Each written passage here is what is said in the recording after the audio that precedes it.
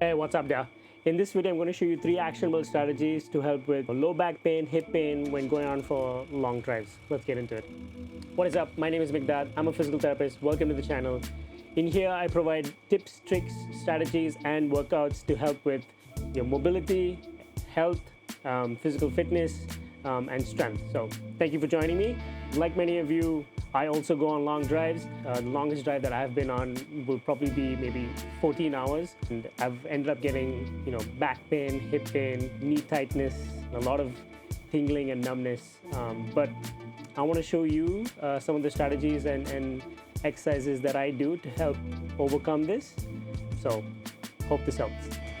So the first actionable strategy that I want to talk about is mobility exercises that you can perform while you're taking a break from driving. So say you're on a drive, you stop at a gas station to fill up gas, so for whatever reason, maybe you're thirsty, hungry, maybe you're like me and you need to grab peanut M&Ms, but whatever it is, you stop, you get off the car.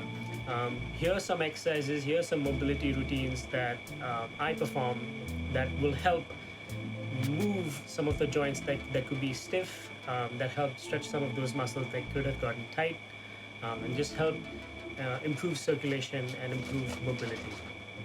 All right, actionable strategy number 2. So say you've already stopped at the gas station, you've done those mobility exercises, you're back on the road, but 1 to 2 hours in, you start to have the aches and pains again. Your low back starts to stiffen up, your knee starts to get tight, and your hip starts to, talk to you. These are some of the quick fixes that I use while driving.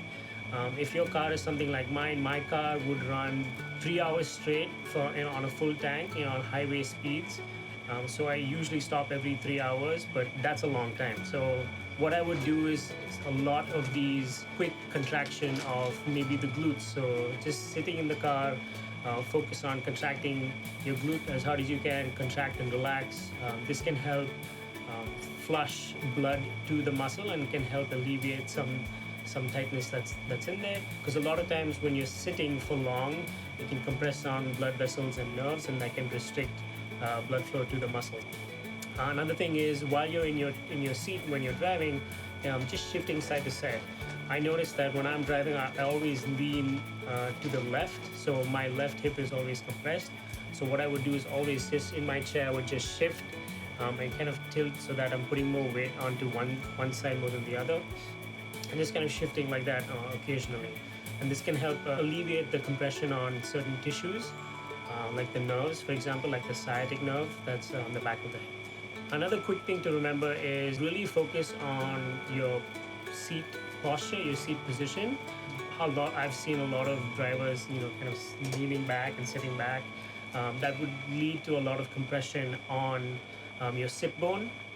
So how I like my driving seat is I like to stay upright, which puts my body in a better position, and there's less effort on the body to stay upright and stay in that position.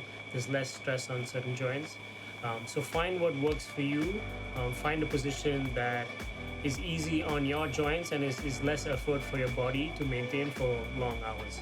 All right, let's get into actionable strategy number 3. These are preventative strategies. So a lot of times in the PT world, we really focus on rehabilitation, but every now and then we have people who come in for prehab or prehabilitation.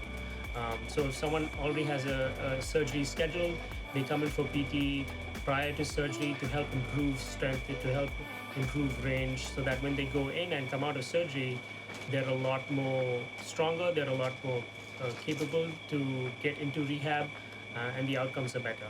So similar to this, you want to make sure that your baseline strength and your baseline mobility is already at a high, so that when you stay in these positions for long hours, you're less likely to get stiff. Even if you do get stiff, your body will start to adapt and loosen up quicker once you do these mobility exercises, because your body already kind of understands. So what can we do for preventive strategies? What can we do to improve glute, hip strength, core strength, or hip mobility? You'll have to follow me more for that, because I have a lot of videos, tips and tricks coming out. I have a whole workout series coming out, so follow me for more. A lot of what I focus on is functional movement and functional strengthening, which can translate to things like this day-to-day life, where long drives become easier, going up and down stairs become easier, coming in and out of a chair becomes easier, things like that that we take for granted. But at the same time, if you're an athlete, functional strengthening and functional movement can really elevate your performance and get you to the next level. So stay tuned for that. Well, there you have it, guys. Those are 3 actionable strategies that you can use on your next road trip. Follow for more tips and tricks just like this, and follow for more exercise and workouts. If you're interested, I'm going to link my functional training workout right over here. Take care.